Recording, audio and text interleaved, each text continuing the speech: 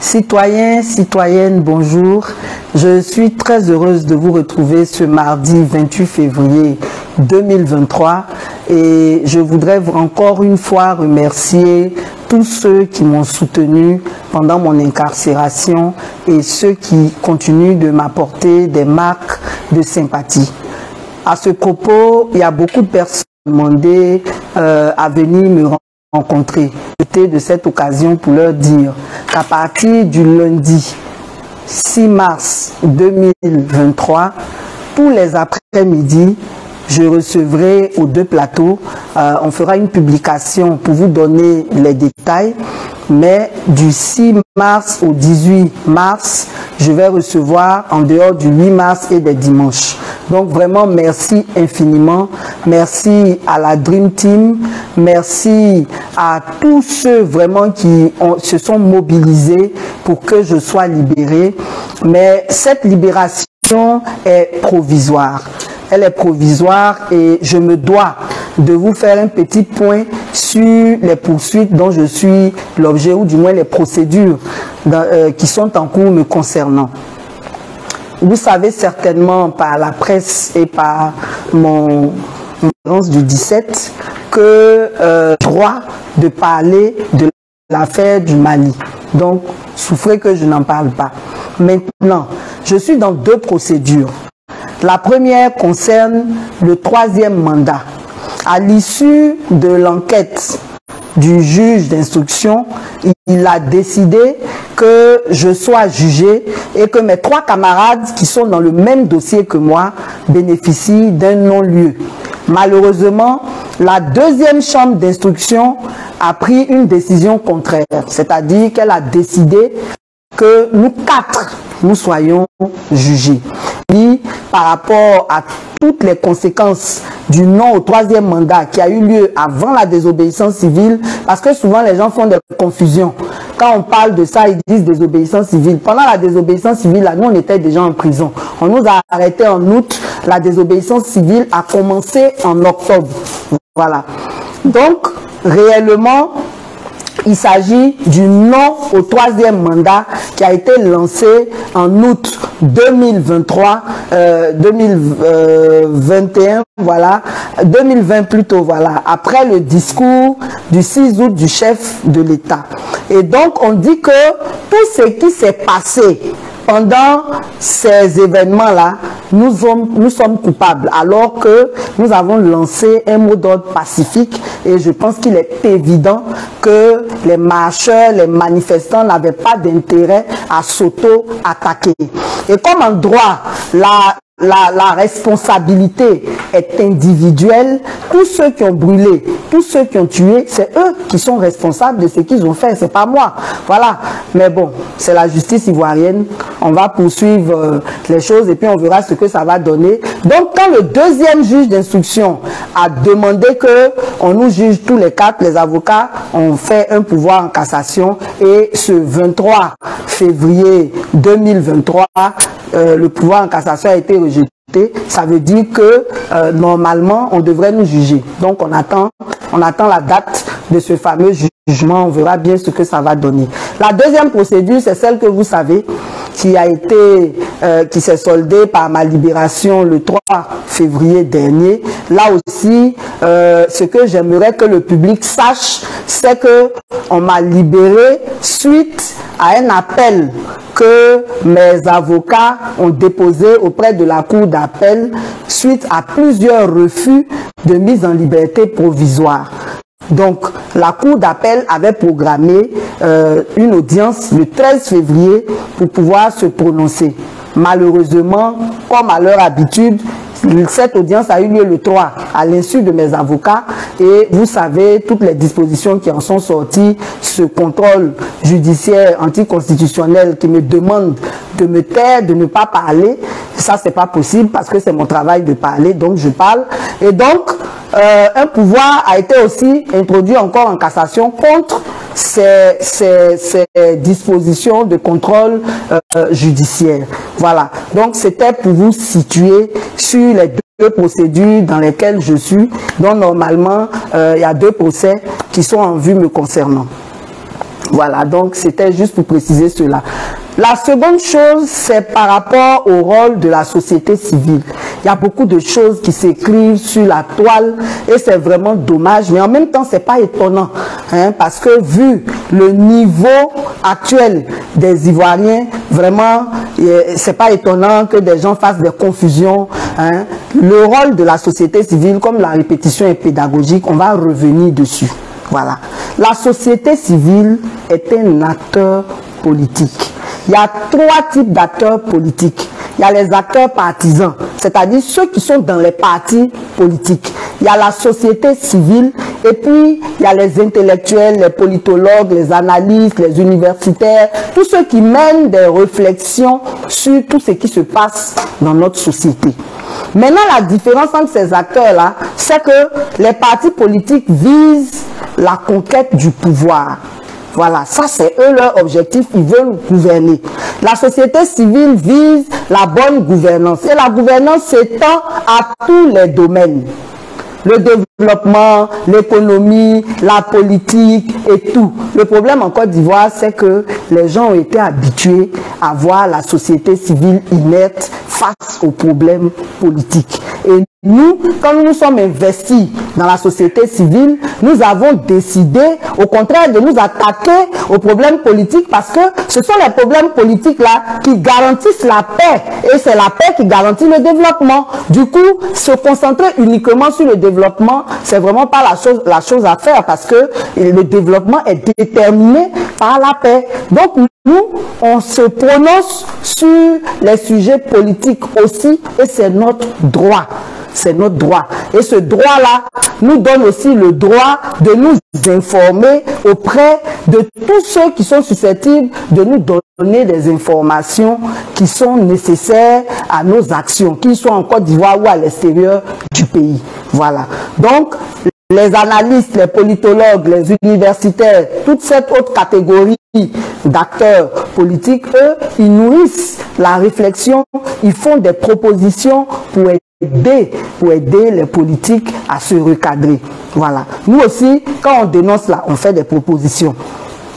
Donc, tirer sur la société civile et la traiter de politique, c'est être vraiment très ignorant parce qu'il n'y a rien qui ne soit pas politique. C'est pour ça qu'en général, en matière de développement, là, on parle de volonté politique. Voilà. C'est dire que c'est le politique qui détermine tout. C'est le politique qui conduit tout. C'est pour ça qu'on parle de politique agricole, de politique éducative, de politique sanitaire, et ainsi de suite. Donc vraiment, chers citoyens, chers compatriotes, veillez à faire en sorte de vous informer.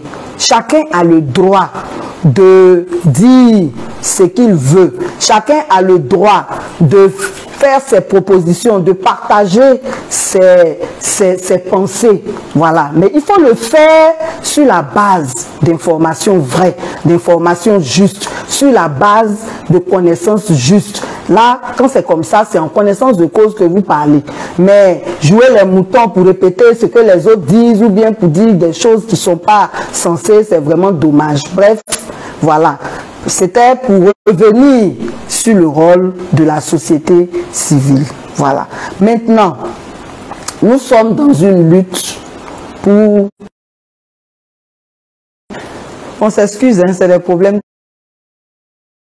techniques. Donc, nous sommes dans une lutte pour un état de droit en Côte d'Ivoire.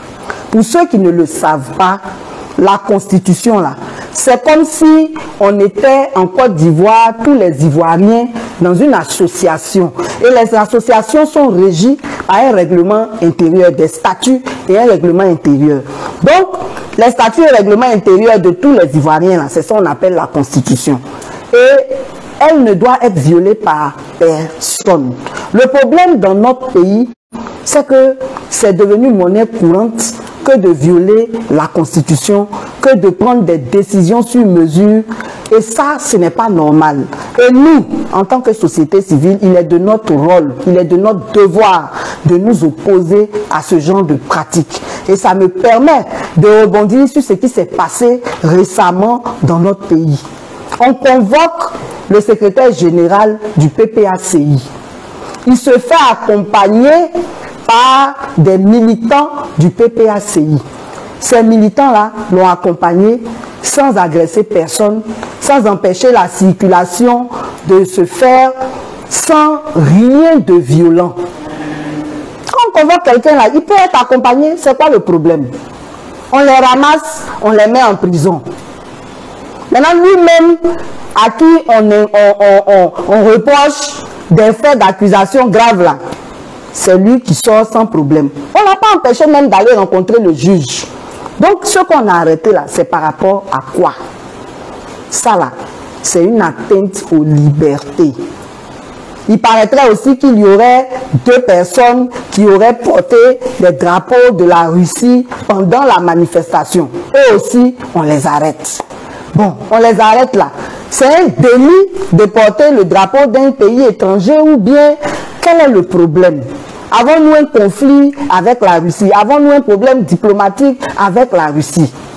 Et c'est pour cela que hier, j'ai voulu faire une publication pour demander qu'on nous donne la liste de tous les délits. Parce que ce que nous, on estime être nos droits, nos libertés, là, quand on fait, on dit c'est problème. Et puis, je me rends compte que mon compte a été bloqué encore une deuxième fois. Il y a un problème par rapport à la liberté d'expression, il y a un problème par rapport à l'exercice des libertés publiques et ça là, c'est pas normal. On n'a jamais entendu qu'un militant du RHDP a été victime de ce genre de choses. Donc il y a 2 poids, 2 mesures. Nous sommes dans un pays, si c'est un pays responsable, si c'est un pays normal, le président de la République là, il est président de tout le monde. Et il se doit de protéger tout le monde. Donc tous ces jeunes qu'on a ramassés simplement parce qu'ils sont allés assister quelqu'un qu'on a convoqué, simplement parce qu'ils ont pris un drapeau étranger avec eux là. Mais on ne les protège pas. Non seulement on viole leurs droits, mais on détruit leur vie. On les jette en prison.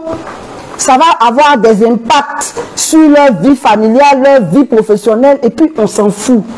Mais de quel droit on peut disposer de la vie des gens comme ça? Dans tous les cas, tout à l'heure, je reviens sur les prisonniers. Je voudrais aussi parler d'un fait d'actualité par rapport à ce qui s'est passé en Tunisie. Ce qui s'est passé en Tunisie. Nous, on n'était pas là-bas. On ne sait pas ce qui s'est passé réellement. Mais d'après ce qu'on a entendu, il y a une Ivoirienne qui aurait été tuée. À partir de là, il y a eu des représailles. Dans tous les cas, je voudrais féliciter Souley de Paris parce que hier, il a fait une vidéo interactive. Les gens ont appelé, ils ont dit des choses et d'autres. Il en ressort que les responsabilités sont partagées. Autant il y a des étrangers qui se comportent bien là-bas, autant il y a des étrangers qui se comportent mal là-bas et qui sont dans des systèmes mafieux et cela a un impact sur les autres. Dans tous les cas, nous en tant que société civile, ce qu'on déplore, c'est qu'on n'a pas entendu qu'il y a eu une mission du ministère des Affaires étrangères qui est partie là-bas pour voir ce qui se passe. On n'a pas entendu qu'il y a une mission du ministère en charge de l'intégration africaine qui est partie là-bas. Et ça, c'est pas normal. Cette léthargie que souvent nos gouvernants ont face aux problèmes que nous avons à l'extérieur, là, c'est pas normal. Mais ce problème-là révèle aussi le malaise que les jeunes ont ici. Dans les rapports internationaux de l'Organisation internationale de la migration, on voit que la Côte d'Ivoire est en bonne place du nombre important de migrants qui va à l'extérieur. Mais ça veut dire que les jeunes ne sont pas à l'aise ici. Ils n'ont pas d'avenir ici. Ils n'ont pas de visibilité sur leur avenir. Et ceux qui s'efforcent d'entreprendre, on les asphyxie. On vient faire des discours pompeux.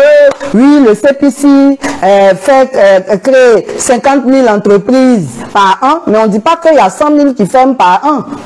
Tout simplement parce que les gens qui sont dans l'administration ont des prête-noms pour créer des entreprises. Eux-mêmes, ils s'accaparent tous les marchés. Donc, les gens créent des entreprises, ils n'ont pas de marché.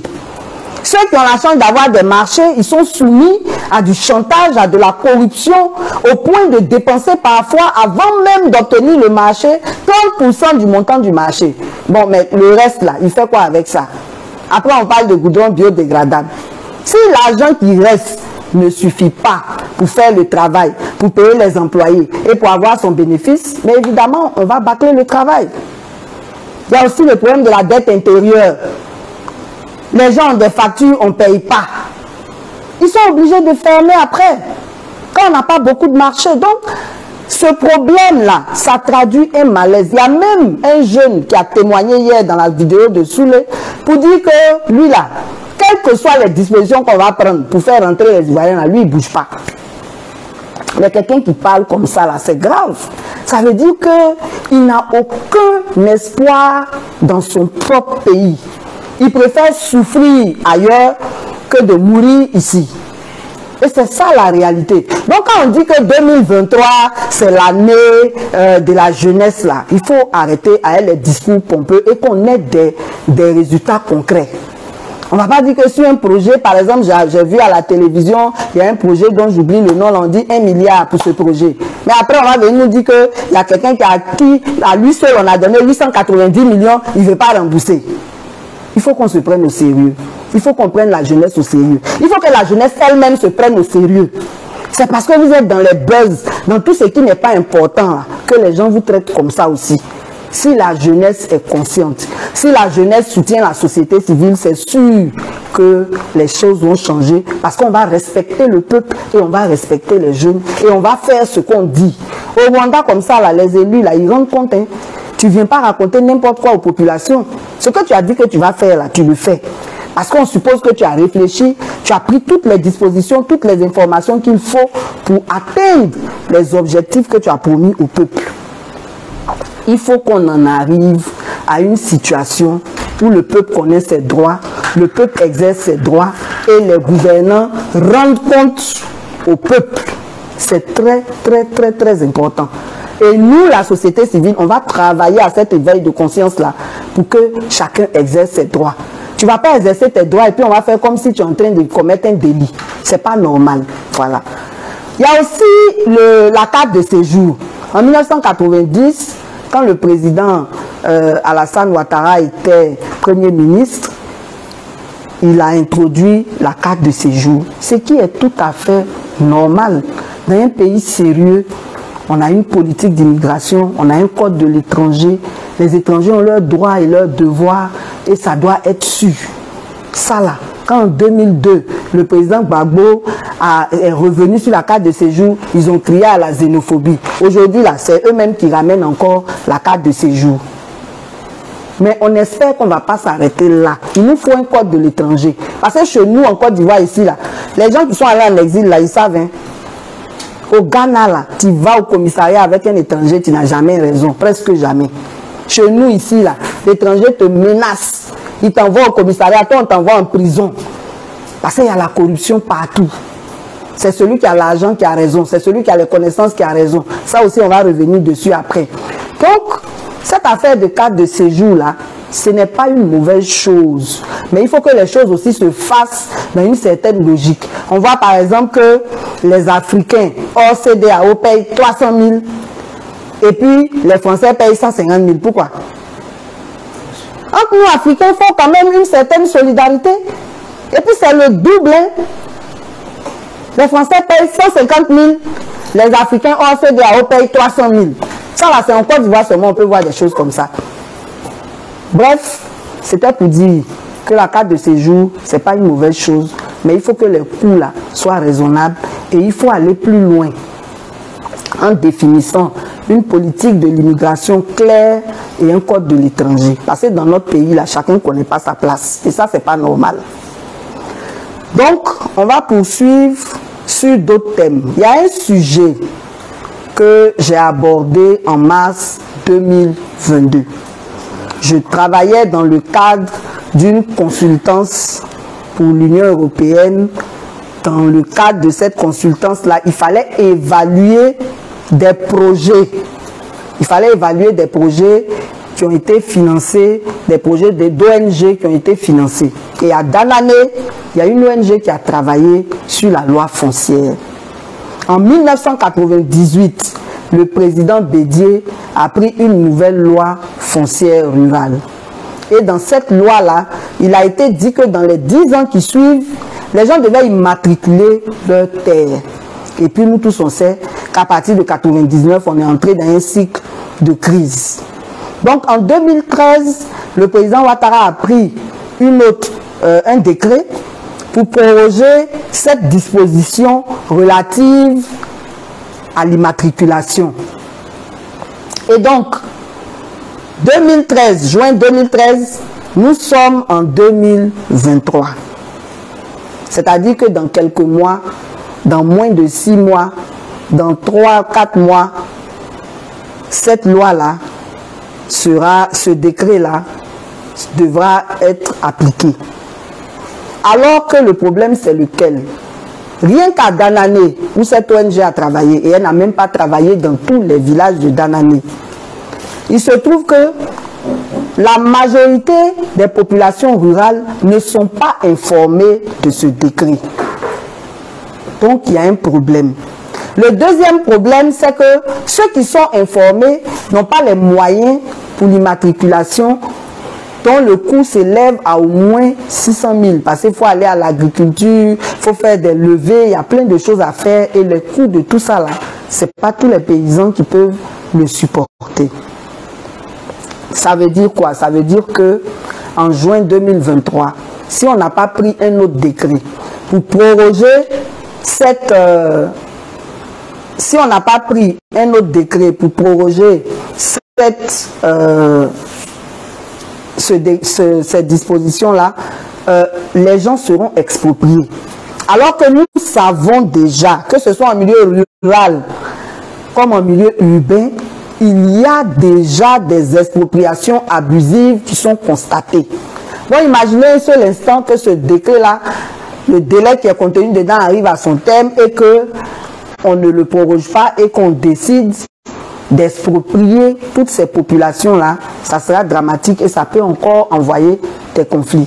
Donc là, on veut interpeller le ministère qui est en charge du foncier rural pour lui dire qu'il est encore temps de faire en sorte de sauver cette situation-là. Parce que si ça arrive, les conflits seront très graves. Personne n'acceptera de perdre sa terre comme ça alors qu'il n'est pas forcément informé. Voilà. Donc ça, c'est concernant la loi foncière. On va revenir dessus aussi une autre fois parce que c'est important. Il faut qu'avant le mois de juin, un décret soit pris pour proroger cette disposition-là. Maintenant, on ne peut pas revenir de prison sans parler de la prison. Et je sais qu'il y a beaucoup de choses qui ont déjà été dites, mais les changements sont infimes. Par rapport à ça, je me dois, par solidarité avec ceux qui sont encore en prison, de parler de certaines choses. Aujourd'hui, je vais parler de ce qui se passe au niveau du bâtiment des femmes. Il y a un seul bâtiment des femmes. J'ai vu sur la toile des gens qui disaient, on a mis picherie au bâtiment, c'est là, c'est chez les hommes. Et c'est là-bas même qu'il y a la prison la plus dure. On l'appelle blindée. Voilà, on m'a jamais mis au bâtiment C. Donc il y a une seule prison, il y a un seul bâtiment des femmes. Et les conditions là-bas sont terribles. Il y a une surpopulation. On en libère une ou deux, on en envoie 10. Normalement, là, dans notre constitution, c'est la présomption d'innocence qui prévaut. Mais on ne comprend pas pourquoi c'est le contraire qui se fait. Dès qu'on t'accuse de quelque chose, on ne vérifie même pas. Il suffit que la personne qui t'accuse ait des relations dans le système, on te prend, on te met en prison. Sous prétexte qu'on va faire des enquêtes. Et pourtant, comme on l'a fait pour Damana Picasse, on peut faire ces enquêtes-là en te laissant dehors. Mais on préfère mettre les gens dedans. Et il y a beaucoup de cas d'injustice comme ça. Il y a beaucoup de cas d'injustice comme ça. On prend les gens, on les met en prison, on ne les juge pas. Il y a des gens, vous avez vu le cas de Didier Gras qui a fait 16 ans en cabinet. Ça veut dire qu'on te prend, on te met en prison pendant 16 ans, tu n'es pas jugé. Il y a le cas d'une qui est encore là-bas, elle s'appelle Guéhi Laetitia. Elle est là-bas depuis 2013, on ne l'a jamais jugée. Il y a une autre qui s'appelle Ouattara Laetitia. Elle est là-bas depuis bientôt 5 ans. Quand elle entrait là, elle avait une petite fille d'1 an. La petite fille a eu 6 ans en prison là-bas. Elles sont là-bas. On l'a pris pour coups et blessures. Coups et blessures là, quand les gens jugent là, en général on ne dépasse pas 5 ans. Mais la voilà qui est en train de terminer 5 ans sans être jugée. Alors que peut-être qu'on lui aurait donné 1 an, on lui aurait donné 2 ans, on lui aurait donné 3 ans. Elle serait déjà sortie. C'est-à-dire que vous jouez avec la vie des gens comme ça. C'est vraiment grave. Il y a le cas aussi de Nyangwen Bla Emeline. C'est mon amie, c'est ma soeur. Elle est assise là-bas simplement parce que le fils de Fekese l'a décidé. On la prend en juin 2022. On l'auditionne en juillet 2022 et puis après plus rien, pas de confrontation. Quelqu'un qui avait ses activités, qui a des enfants en bas âge, c'est pas leur problème. On détruit la vie des citoyens parce qu'on a les relations. Mais vous n'êtes pas Dieu quand même. Et il y a plein de cas comme ça là-bas. On ne peut même pas tout citer. Plein de cas d'injustice. Des personnes qui ne devaient pas être en prison, qui sont là-bas, qui attendent indéfiniment, ne sachant même pas quel sera leur sort. Je ne vais pas citer les juges ici, mais ils se connaissent. Ceux qui font ça là, ils se connaissent. Mais Dieu vous voit aussi. C'est quoi? Ensuite, ce qu'il faut dire sur les conditions des prisonniers, en dehors de la surpopulation qui fait qu'il y a des cas de mort, parce que quand on ferme les cellules là, il y en a qui n'ont même pas place pour s'asseoir, même pour dire qu'ils vont se coucher pour dormir. Jusqu'au matin. Donc les asthmatiques, tous ceux qui ont des problèmes de santé, il y en a qui meurent. On n'en parle pas, mais il y en a qui meurent. Il y en a qui meurent. Dieu merci, un peu avant ma libération, le régisseur actuel a décidé qu'on laisse les gens aller sur les paliers. Du coup, pour les cellules qui sont surchargées, les gens peuvent dormir dehors sur les paliers au moins. Ça désengorge un peu et ça permet d'avoir moins de drames. Mais le problème même qui est aussi sérieux là-bas, c'est le problème de la prise en charge sanitaire. Je vous assure que quand vous arrivez là-bas, si vous n'avez pas les moyens de faire vos provisions de médicaments, vous êtes foutus. Parce que tous les jours, c'est pas tous les jours qu'il y a un médecin. Donc quand vous arrivez, c'est pas toujours que vous avez quelqu'un qui peut vous prendre en charge. Mais une fois même que le médecin a fait l'ordonnance là, on dit qu'il ne faut pas médicament va entrer sans ordonnance. On peut comprendre, mais il faut faciliter les choses dans ce cas. Soit on met un dépôt de pharmacie au sein de la MACA, la population de la MACA là, ça dépasse la population de certains villages, de certaines villes. Plus de 10 000 prisonniers, ça dépend des périodes. Pour une capacité de 1500 places. On peut mettre un dépôt de pharmacie. Dès que tu as ton ordonnance, tu t'en vas payer tes médicaments. Il n'y a pas de dépôt de pharmacie. On dit médicaments ne rentrent pas sans ordonnance. Il ne faut pas avoir téléphone. Donc comment tu fais pour donner ton ordonnance à tes parents pour qu'on puisse payer tes médicaments? Maintenant, on accepte qu'il y ait cabine. Mais cabine, là, il y a une heure où les gens rentrent. Quand les gardes s'en vont, là, ils s'en vont à la cabine. Tu fais comment pour informer tes parents de ce dont tu as besoin? Du coup, pour un simple palu là, tu peux mourir si tu n'as pas une co-détenue qui t'a prêté des médicaments. On est obligé de faire automédication. Maintenant, quand il y a les cas graves la nuit, on nous enferme et puis on s'en va. C'est-à-dire, il n'y a pas de salle où il y a au moins une garde qui reste là. On dit qu'il ne faut pas avoir téléphone. Donc, quand quelqu'un pique une crise, la cellule où elle pique sa crise là, les gens frappent la porte, je vous assure, le bruit là. Et maintenant, quand vous frappez votre porte, les autres cellules, par solidarité, frappent aussi. Mais vous êtes d'accord avec moi que selon la pathologie dont souffre la personne pour qui on frappe là, le bruit là même peut être préjudiciable. Et c'est le bruit là qui doit arriver à l'administration avant que les gens ne viennent voir c'est dans quel bâtiment, c'est dans quelle cellule, avant maintenant d'appeler un médecin pour voir ce qu'il faut faire. Et on aurait pu autoriser les chefs de cellule à avoir un portable, ou bien il y a des auxiliaires, il y a des prisonniers qui sont auxiliaires des médecins infirmiers là. Eux, au moins on peut leur autoriser ça aussi, pour pouvoir au moins appeler pour que la prise en charge soit rapide. Il y a des gens qui piquent crise de AVC. Matin, si tu as la chance, là, à 15 h, tu vas sortir pour aller à l'hôpital. Mais on a vu des cas où les gens ont fait une semaine sans sortir. Ils ne peuvent pas faire leurs examens. En tout cas, c'est compliqué. Et puis, si vous êtes malade, que par malheur, quelqu'un se permet de dire « elle fait semblant », ils vont rester sur « elle fait semblant ». Là. Si tu dois mourir, tu vas mourir. Pourquoi? Même si quelqu'un fait semblant, quelqu'un ferait semblant, il faut l'envoyer en consultation. Ce que les médecins vont dire là, c'est ça qui va rester. Le médecin peut dire non, il n'y a rien ou bien il y a ceci. Il y a des gens aussi, on les envoie en consultation là. Quand le médecin dit qu'il faut hospitaliser, on dit non, la personne va s'évader. Donc vous l'avez envoyé à l'hôpital là, c'est pourquoi? Le médecin dit qu'on doit hospitaliser la personne. Il y a des personnes même qu'on hospitalise avec mes notes. On dit non, la personne va s'évader. La personne va s'évader comment? La nourriture. Chez les hommes, on prépare à la cuisine. Dieu seul sait la qualité de cette nourriture. Mais on va en parler la prochaine fois parce qu'aujourd'hui, j'ai dit on parle des femmes. Mais chez les femmes, là, une ration hebdomadaire. Ration hebdomadaire, là, il y a 1 kilo de riz, un peu d'huile, un peu de tomate pâte, parfois arachide. Le poisson, là, lors de ma première prison, on te donnait le poisson entier. Maintenant, on coupe. Et puis ça, là, c'est pour une semaine. C'est pour une semaine. Qui peut manger ce que je vous ai dit là en une semaine? Maintenant là même on parle même pas du feu, hein. Ça là on t'a donné ça cru, il faut préparer. Tu as préparé où? On loue les fourneaux. Donc si tu fais partie des personnes qui n'ont pas de soutien, qui n'ont pas de moyens, tu vas préparer ça où? Pour avoir un feu respectable, il faut avoir au moins 1000 francs. Parce qu'une poignée de charbon comme ça là, c'est à 100 francs. Je vous assure qu'on ne peut pas tout dire, mais c'est grave.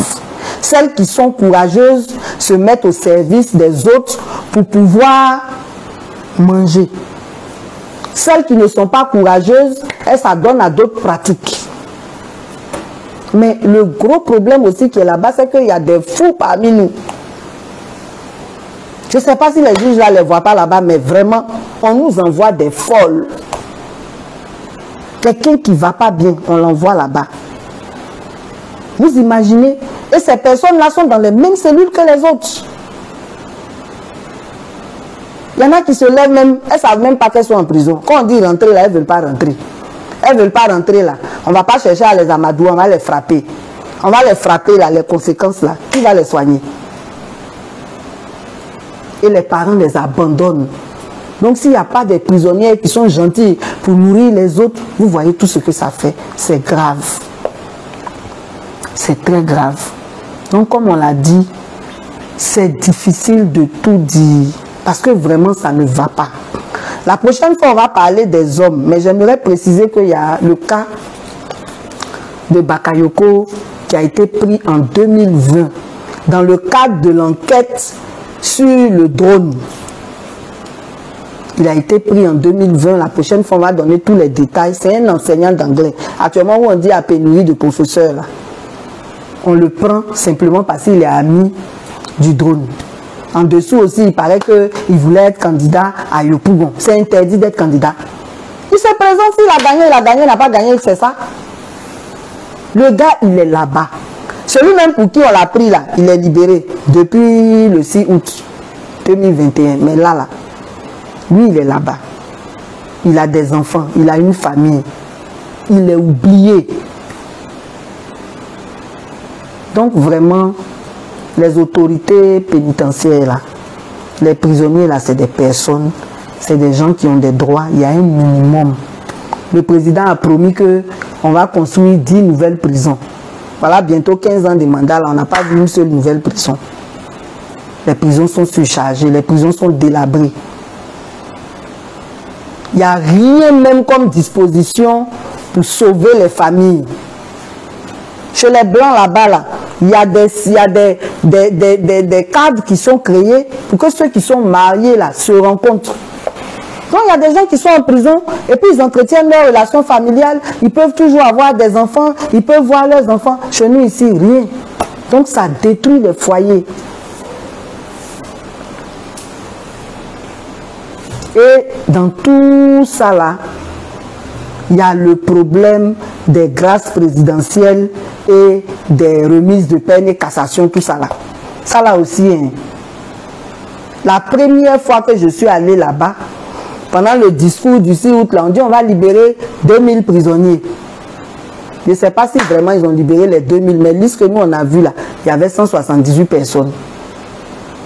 Cette fois-ci encore, on dit on va libérer 2000 prisonniers dans la grâce, 6000 pour les remises de peine. Actuellement où je vous parle là, grâce là, c'est pas encore fini. Alors que nous savons tous que le 6 août et le 31 décembre, le président s'adresse forcément aux Ivoiriens. Quand tu demandes, on dit non, c'est quand il finit son discours, on prend le décret. Mais si on prend le décret avant son discours, là, ça fait quoi? Puisque forcément, il va annoncer des chiffres. Mais pour que ces chiffres-là soient vrais, on prend le décret avant. Les gens ont le point. Les gens ont le point du nombre de prisonniers véritables qui peuvent être libérés. Là, il dit plus 2000, il dit plus 6000 dans le vide. Il vient, il dit 1475. Et puis le lendemain, là, les 1475, là, on commence à les libérer. Mais quand on fait comme ça, là, c'est quand il finit de parler, on va aller prendre décret. Décret, là, maintenant, on prend, là, les gens traînent. Et puis, il y a des magouilles maintenant dedans. Ceux qui doivent être dedans, ceux qui ne doivent pas être dedans, on les fait sortir. Et puis maintenant, après, le nombre même n'est pas atteint. Et les gens s'impatientent. On va finir grâce là quand pour commencer sur les remises de peine. Remise de peine là, on dit c'est 3 ans. Ça veut dire que tous ceux qui ont 3 ans et moins doivent sortir. Peut-être qu'au moment où on annonce la décision là, moi il me reste 6 mois pour terminer ma peine. Je dis, Dieu, je vais avoir grâce de 6 mois. Et puis on prend 8 mois même pour régler ça. Donc finalement même tu ne profites pas de ça. Et puis tu finis ta peine, tu sors. Il faut qu'on s'organise beaucoup mieux. Et nous, là, c'est notre rôle de vous dire ce qui ne va pas et ce qu'il faut faire pour corriger tout ça. Parce que sinon, ça rentre dans la démagogie.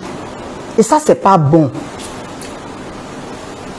Donc, aujourd'hui, on a été un peu long parce que c'était la reprise. Il fallait quand même toucher à plusieurs sujets. La semaine prochaine, on va parler de la cherté de la vie. On n'a pas parlé des déguerpis. On n'a pas parlé de beaucoup de choses. Mais il y a un petit point qu'on va dire avant de terminer. C'est que tout ce qu'on dit être développement, on fait ça sur la vie des gens, sur la mort des gens, sur la souffrance des gens. Dans un projet de développement normal, on dédommage les gens avant de libérer le site.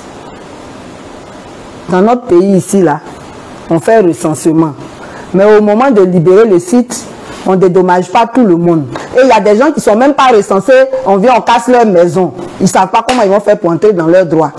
Ceux même qu'on dédommage là, on est capable de te dire, bon, on va dédommager ton bâti, on laisse le foncier. Ah bien, ici où terrain est cher là, tu dédommages mon bâti, tu ne dédommages pas le foncier là. Moi, il fait comment pour payer le terrain pour reconstruire ma maison? Alors que le principe voudrait que la personne qu'on déplace ait au moins le même niveau de vie qu'il avait avant. Mais on jette les gens à la rue, on met les gens dans la désolation et on est fiers, on dit on a construit des routes, on a construit des ponts. Sur la vie des gens. Chaque fois qu'il y a les déguerpissements là, il y a plein d'AVC, il y a plein qui meurent, il y a plein qui sont dans la désolation. Et ça, c'est pas normal. Et c'est de la responsabilité de l'État de libérer le site pour le mettre à la disposition du bailleur pour pouvoir faire le projet. Donc l'État même qui doit nous protéger, le président qui doit nous protéger dans la Constitution là, c'est l'État là qui fait des choses comme ça. Et on est fiers. Le développement là c'est bon, c'est normal, mais il y a des principes. Il faut les respecter. Il faut respecter les procédures. Donc nous autres, quand on voit ces ponts et puis ces routes là, on pleure pour ceux qui sont morts à cause de ça, pour ceux qui sont dans la rue à cause de ça, pour ceux qui ne vont plus à l'école à cause de ça, pour tous ceux qui souffrent à cause de ça. Et c'est pas ça qu'on appelle le développement. Parce que le développement là, c'est pour l'homme, on fait ça. C'est quand c'est pour période de campagne, vous partez mentir aux gens, vous dites des choses. Là. Après, c'est pour les oppresser comme ça. Et ça là, c'est pas une affaire de politique. Hein. Les gens qu'on maltraite comme ça, là, il y a de tout dedans. De toutes les ethnies, de toutes les nationalités, de tous les partis. Mais certains sont tellement bêtes, ils préfèrent protéger ceux qui les maltraitent. Ils ne veulent pas parler. Bon, ça c'est vous, ça vous regarde, mais nous on va dire ce qui n'est pas bon. Donc, Pour terminer, on va vous dire qu'on a lancé de nouvelles adhésions à notre mouvement. Et on a donné un numéro, le 07 00 84 85 81. Il est sur WhatsApp. Tous ceux qui veulent appartenir à notre mouvement, ils appellent à ce numéro, ils se font enregistrer, on va prendre leur localité et puis après, on verra comment les visiter pour établir les sections. Voilà. Parce qu'il faut qu'on soit partout pour savoir ce qui se passe partout. Donc, ceux qui nous soutiennent, ceux qui sont intéressés, ceux qui veulent adhérer, c'est à ce numéro-là qu'il faut appeler. On va faire bientôt une grande manifestation où on va appeler tous nos adhérents et on va communier ensemble. Voilà. Donc, c'est tout ça qu'on est en train de préparer. Et on voudrait aussi dire aux bonnes volontés qu'on a besoin de soutien.